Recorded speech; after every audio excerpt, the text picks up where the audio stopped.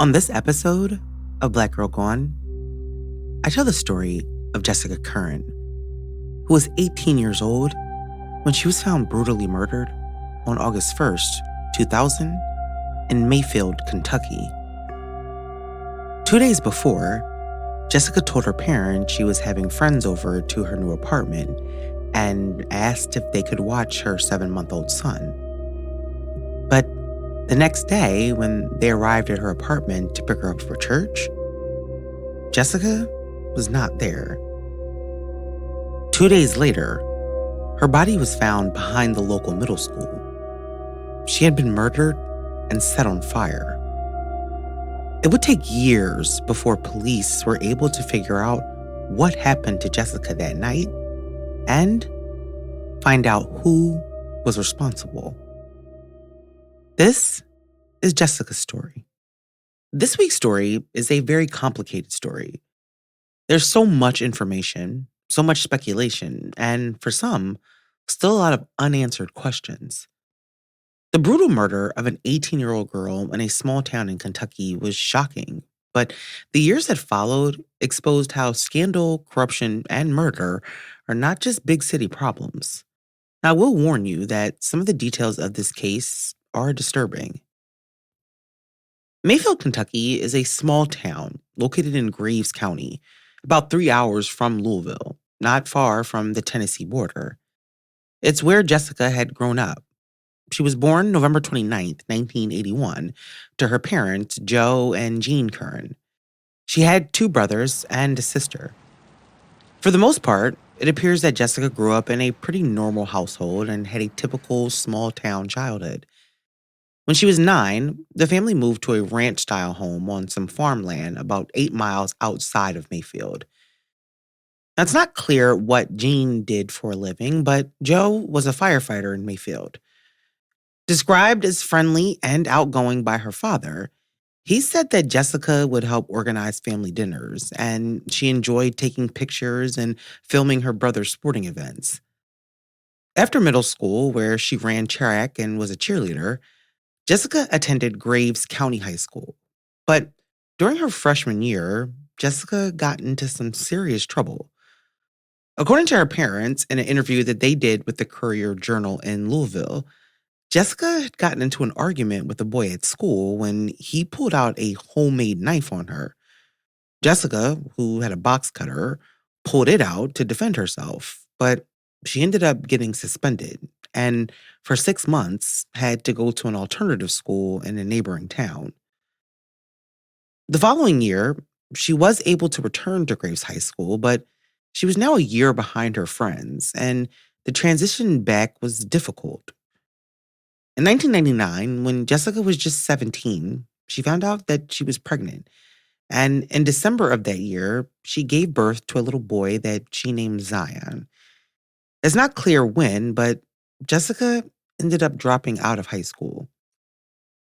A few months after her son was born, a paternity test revealed that the young man that she thought was Zion's father wasn't.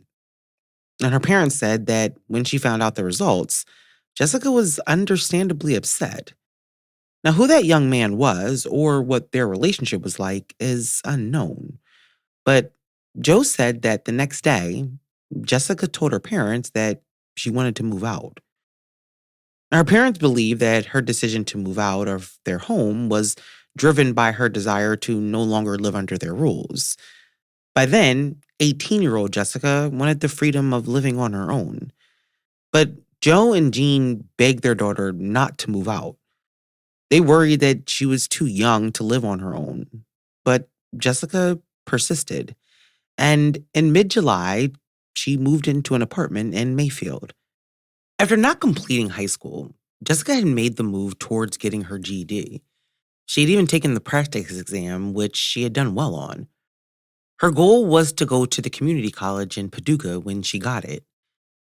Jessica settled into her new apartment, and the manager said that she was quiet, a good tenant who was always with her son.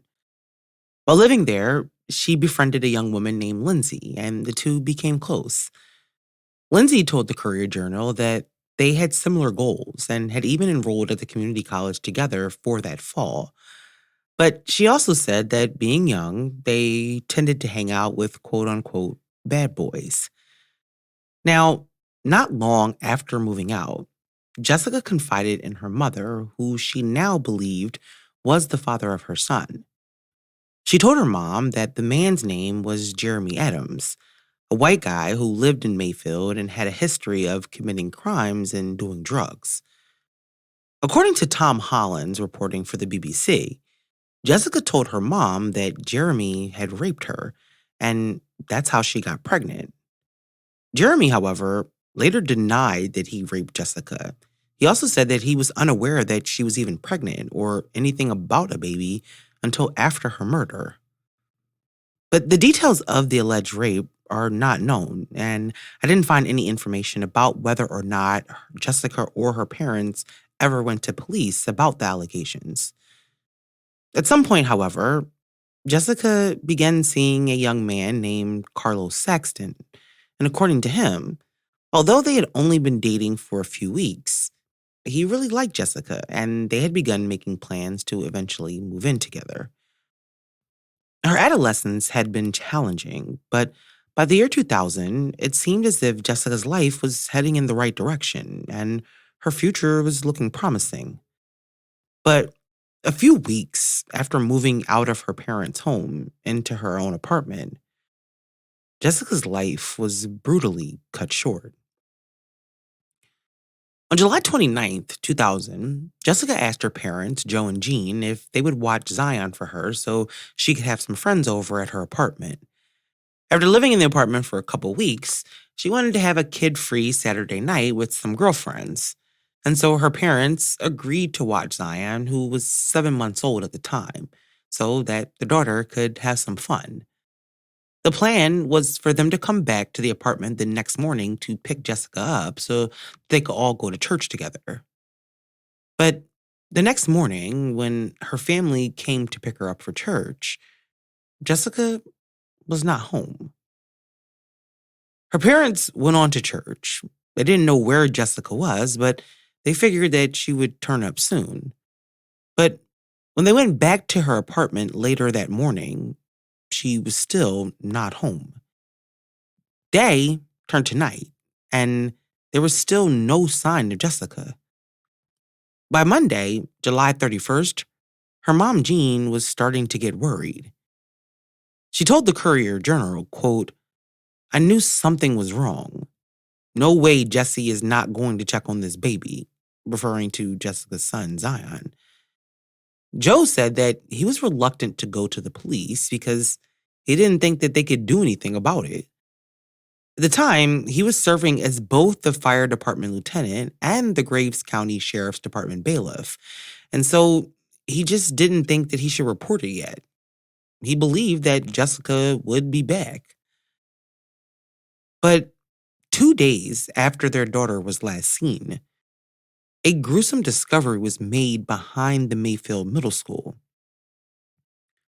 On August 1st, 2000, at around 9:30 a.m., Mayfield police received a call from a teacher at the local middle school, and she had stumbled upon a horrific scene. The badly burned body of a black woman was against the black wall behind the school. The body was badly decomposed. There was a clump of hair about 20 feet away from it, and a bottle that smelled like gasoline at her feet. Her underwear had been torn off, and there was a braided belt wrapped around her neck. The description of what the body looked like sounds like something out of a horror movie. The cop that arrived on the scene was a man named Tim Fortner, a patrolman who was 31 years old at the time and had no experience investigating a homicide. When he arrived and saw the horrifying scene at the middle school, he had no idea what to do. He said when he first saw the body, he thought it was a mannequin, but as he got closer and saw the flies, he realized that it was a human being. Quote, "I didn't have a clue what to do next. I had no idea how to organize a crime scene or look for forensic evidence. Frankly, I was scared stiff," he told The Independent. Officer Fortner's lack of knowledge about how to properly process a crime scene would be the first in a series of errors by the Mayfield Police Department, but it would be far from the last. In a small town, it doesn't take long for information to spread, and soon the town was buzzing with people talking about a body that was found behind the middle school. When Jessica's parents heard about the body, they knew it was time to go to the police station. Once there, Jean said that police showed them pictures and asked them if their daughter wore any jewelry. One of the pictures was a hand, and Jean knew it belonged to her daughter. They would have to wait for an autopsy to confirm, but at that point, Jean and Joe were sure that police had found Jessica. At the crime scene, there was a substantial amount of evidence. Like I said, there was a plastic bottle that was reeking of gasoline near her feet. There was also that clump of hair. But there was also evidence that couldn't be recovered due to the body being set on fire. However, you could see that she had been hit in the head and that her nose had been broken. Fortner collected the items found at the scene so that they could be tested for DNA and fingerprints. He also collected fingernails, strands of hair that were found inside the hand of the body, and the gas can so that they could be sent downtown for testing. The body was taken to the local medical examiner's office so a positive ID could be made. And the ME was able to confirm that the body, in fact, belonged to Jessica. Her murder had been an agonizing one. Jessica had been beaten, stabbed, and then drowned in gasoline and set on fire. Because her underwear had been torn, police suspected that she had been sexually assaulted, but because of the significant burns to the body, they were unable to determine at that time that she had been raped. The investigation into Jessica's murder was doomed from the start. The evidence that was collected was poorly handled by Fortner and the Mayfield Police Department. Important things like the clump of hair found near her body were lost. The evidence bag that Fortner had placed the hair in just never made it downtown. The items that did make it to the lab yielded not one fingerprint. And not long after her body was found, the dress that Jessica had been wearing was thrown away. It was extreme negligence on behalf of the police that, from the start, caused valuable evidence to be missed or lost. As part of their investigation, police, however, did interview people that knew Jessica in an attempt to gather information about her life and what she was doing before her murder. Two of the people they interviewed a few days after Jessica was found were two teenage girls that said they were friends of hers and had been with her the night she was last seen. One of the girls, named Venetia Stubberfield, who was 16 at the time, gave police a written statement in which she said that Jessica, along with a group of people, were at Venetia's aunt's house playing cards and hanging out. She said that they left her aunt's house and walked to her house in South Mayfield. Venetia told police that they stayed there until about 2 a.m. and then began walking back towards her aunt's house. But she said that Jessica told them that she was going home and started walking towards her apartment. Venetia said she told Jessica to call her when she got home, but she never heard from her. After news about Jessica's murder spread through town, the rumors followed. One of the rumors was that Jessica had been a confidential drug informant, something police denied. Now, the possibility that this was drug-related seemed kind of plausible, considering the heinousness of the murder. It was reminiscent of something that a hardcore drug cartel would do, but there were plenty of other rumors. The one that began to stick, at least for police, was involving Jeremy Adams, the man Jessica alleged was her son's father. Now, people in town began to suspect that Jeremy killed Jessica, and the motive was the fact that she was threatening to tell his girlfriend about the baby. When police began to focus on Jeremy, months had passed since Jessica's brutal murder. But after speaking to him, they began to narrow in on him as a suspect. And when Jeremy was arrested, they believed that they had their killer, but they were wrong. On August 1st, 2000, the body of 18-year-old Jessica Currin was found dead behind the Mayfield Middle School. From the beginning, police mishandled evidence, but a few months after the murder, they began to focus on the man Jessica alleged was the father of her child. But when police and the public believed they got the killer, this case is turned upside down. After Jessica's body was discovered, the evidence that did make it to the lab was tested but had yielded no results. But other important evidence was simply lost. And some of the important evidence was even contaminated at one point. DNA swabs from 2 different cases ended up in the same box with Jessica's case. But rumors around town involving Jeremy Adams, the man Jessica said was her son's father, claimed that he killed her. It was 6 months before police decided to speak to Jeremy. By that time, he had been locked up for unrelated offenses and was in a local jail. It's not clear why it took police so long to speak to Jeremy. But Fortner, who was the cop who was first on the scene, despite his inexperience, was now leading the investigation, and he went to speak to Jeremy. And during their interview, Jeremy denied involvement in Jessica's murder. According to him, he wasn't even aware that there was a baby and claimed he had a one-night stand with Jessica. Fortner, however, decided that he would show Jeremy the crime scene photos. He said that he showed him in an attempt to help his memory. But Jeremy didn't confess. After he went back to his cell, he confided in his cellmate about the horrific crime scene photos he had seen. The cellmate, who was known to be a police informant, told what Jeremy had told him. A few days after Jeremy had that conversation, the cellmate told a correction officer that Jeremy had confessed to Jessica's murder. He said that Jeremy said things and had details that suggested that he was the killer. The fact that he had been shown the crime scene photos was not taken into consideration. On February 14th, 2001, Jeremy Adams, after being indicted by a grand jury, was charged with murder and tampering with evidence. Despite not having any physical evidence or any witnesses, police had concluded that based on the information from the jailhouse informant, that they had enough of a case to prove that Jeremy was the killer. 2 days later, another arrest was made. The same grand jury that indicted Jeremy also indicted Carlos Saxon.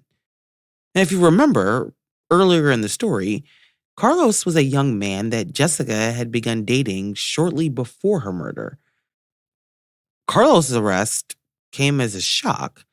Now, while most people in Mayfield had already suspected Jeremy's involvement, Carlos didn't seem to have been on anybody's suspect list. It was also strange that her current boyfriend would have been an accomplice to her child's father in her murder.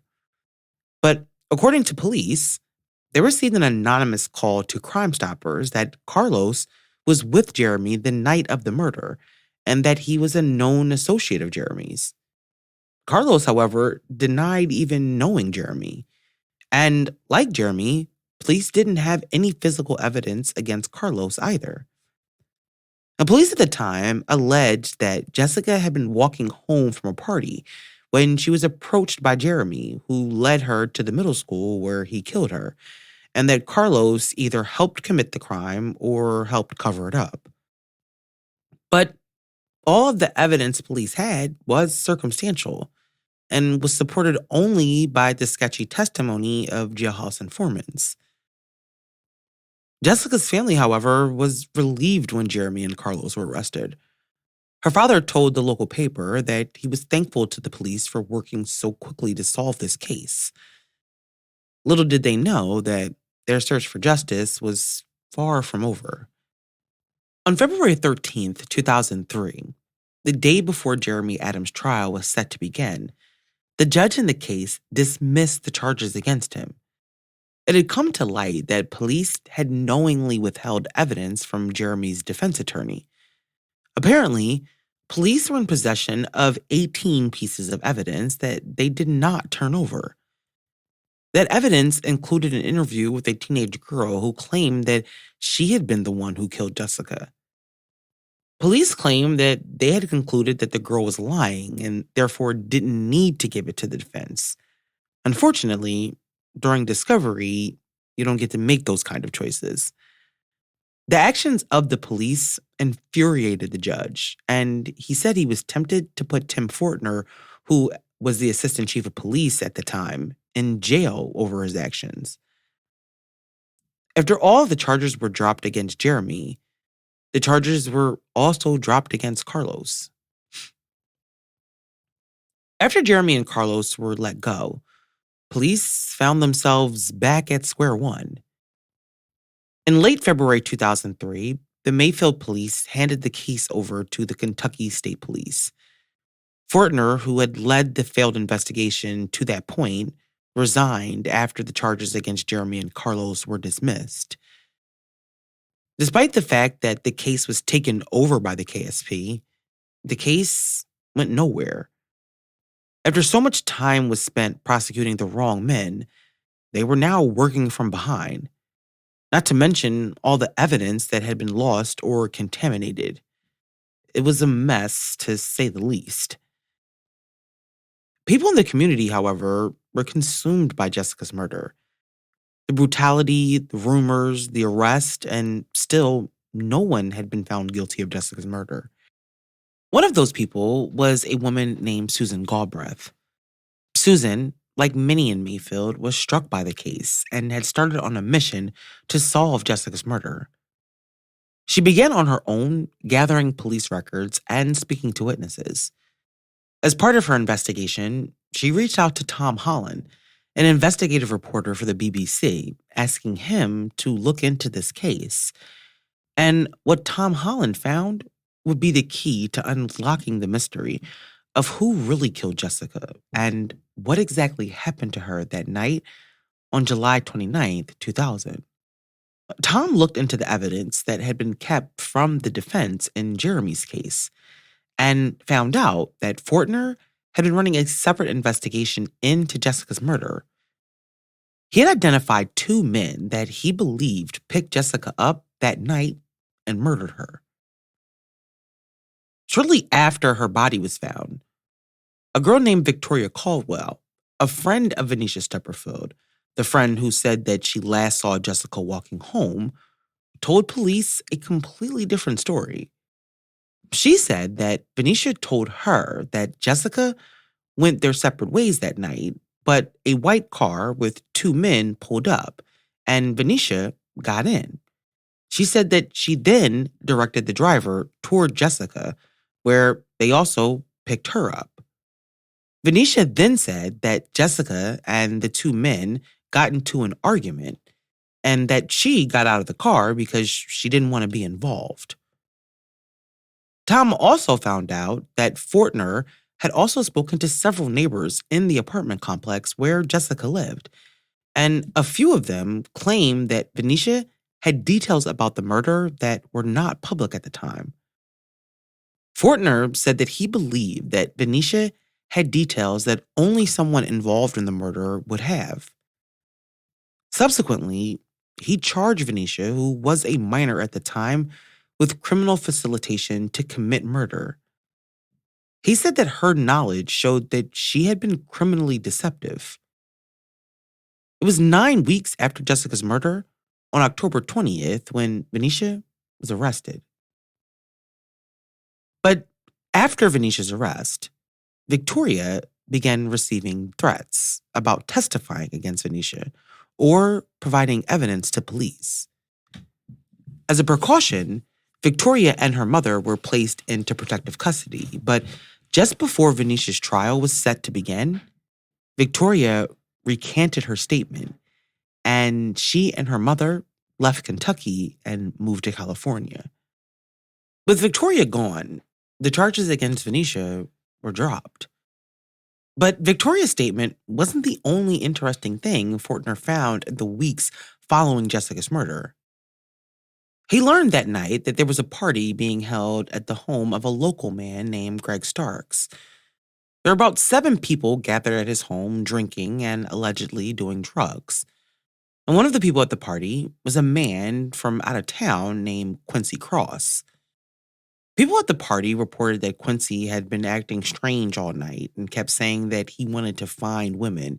He was saying it over and over. But Greg said that around 5 a.m., Quincy asked him if he could borrow his car. He said that he needed to go see one of his girls. But 3 hours later, at around 7:50, Quincy is spotted by a police officer after the car that Greg had loaned him had broken down. The officer approached Quincy and questioned him. The cop said that he immediately noticed that Quincy's pants smelled like gasoline.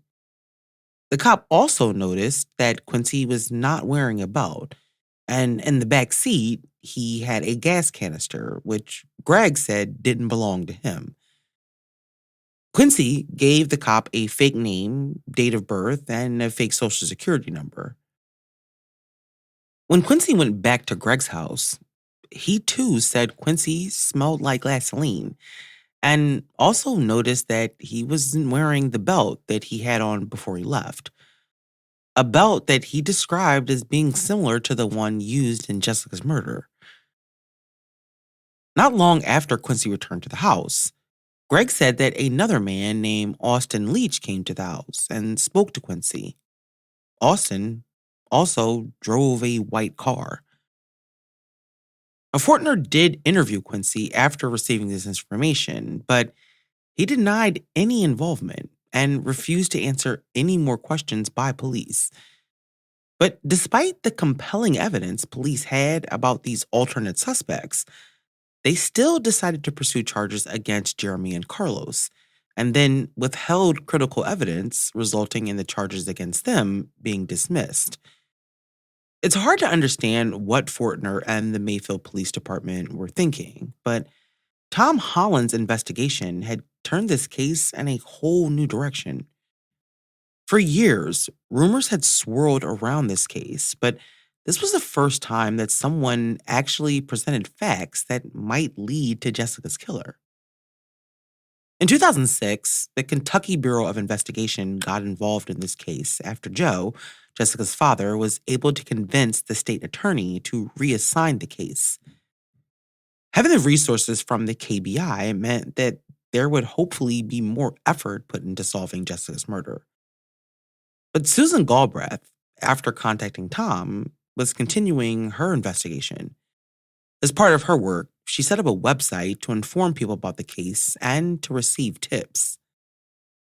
And 7 months after the KBI took over the investigation, Susan received a message on her website. The message was sent from California, and the young woman said that she had information about Jessica's murder. When Susan saw the name, she knew exactly who she was. Victoria Caldwell. Victoria said that she was scared, but she needed to talk to someone about what she knew. She said the secret that she had been keeping was weighing on her conscience. After some convincing, she gave Susan her number, and she told Susan that she knew exactly what happened to Jessica and was there the night that she was murdered. After speaking to her, Susan gave the information to the KBI, who immediately made contact with Victoria and then flew to California to speak to her directly. When police speak to Victoria, she tells a different story than the one she told Fortner 7 years earlier. This time, Victoria told police that Jessica had been walking home when Quincy picked her up. She said that she was in the back seat, and after he picked Jessica up, he began sexually assaulting her. Victoria said that Jessica tried to fight him off, but Quincy pulled over and then grabbed a small baseball bat that he kept underneath the seat and began beating Jessica until she was unconscious. He then dragged her into the house where Venetia Stubberfield was already with two other people. Victoria said that Quincy then sexually assaulted Jessica and then tied his belt around her neck, strangling her, and then he beat her to death. She told investigators that she and Venetia wanted to leave, but that Quincy made everyone participate in the assault so that no one would go to police. After Jessica was dead, they hid the body in a shed until it began to smell, and so that's when they moved it to the school and set it on fire. After Victoria's statement, police went to speak to Venetia, who at first denied any involvement in Jessica's murder. But after several hours of questioning, she eventually admitted to being involved and corroborated much of Victoria's story. However, there were a lot of contradictions in the women's statements, both of each other and themselves. But police believed that there was enough of their stories that did line up to believe that they had found the people involved in Jessica's murder. In March 2007, Quincy Cross and the two other people that were identified as being at the house that night and participating in the murder, Tamara Caldwell and Jeffrey Burton, were all arrested and charged with Jessica's murder. 2 months later, both Venetia and Victoria pled guilty to abuse of a corpse and tampering with evidence. Victoria was given 5 years and Venetia 7. They both agreed to testify against the other defendants in the case. In March 2008, Quincy was the first to go on trial. Venetia and Victoria were the prosecution's star witnesses, despite their history of lying. The prosecution had a mostly circumstantial case, but it was hard for the defense to overcome the self-incriminating testimony of the two women. The defense tried to highlight the fact that the two women were proven liars, and they argued that the real killers were the first men charged with the murder. The defense tried their best to create reasonable doubt, but ultimately failed. Quincy Cross was found guilty, and in April 2008, he was sentenced to life without the possibility of parole. In September 2008, both Jeffrey Burton and Tamara Caldwell entered Alford pleas for second-degree murder and tampering with evidence. An Alford plea means that a person is not admitting that they are guilty, but acknowledging that the evidence against them would result in a guilty verdict. Jeffrey Burton was sentenced to 15 years, and Tamara Caldwell was given 10. In an interview after he was found guilty, Quincy denied that he had ever even met Jessica. He also said that he didn't know Jeffrey or Tamara in 2000. And he said that he moved to Mayfield after the murder, saying that it made no sense for him to move to a place where he had committed a murder. In 2016, Quincy appealed his conviction. He said that in the years since his trial, Victoria and Venetia had recanted their testimony and that they had lied to police several times about the events that night. He also claimed in his appeal that Joe, Jessica's dad, did not believe that he was guilty. Now, that appeal was subsequently denied, and it's not clear if he had filed any other new ones since. At one point, it appears that the Innocence Project had looked into Quincy's case, but ultimately did not decide to investigate. There have been people who have been advocating for Quincy's freedom. There's a website and a change.org petition that was created in 2022. And it does seem, at least from what I could find, that Joe Currin does believe that Quincy may be innocent. However, as of today, Quincy Cross is in prison serving out his life sentence. Jessica Currin, the young woman at the center of this story, was a young mother who was just trying to figure life out. The fact that her life ended in such a brutal way is devastating.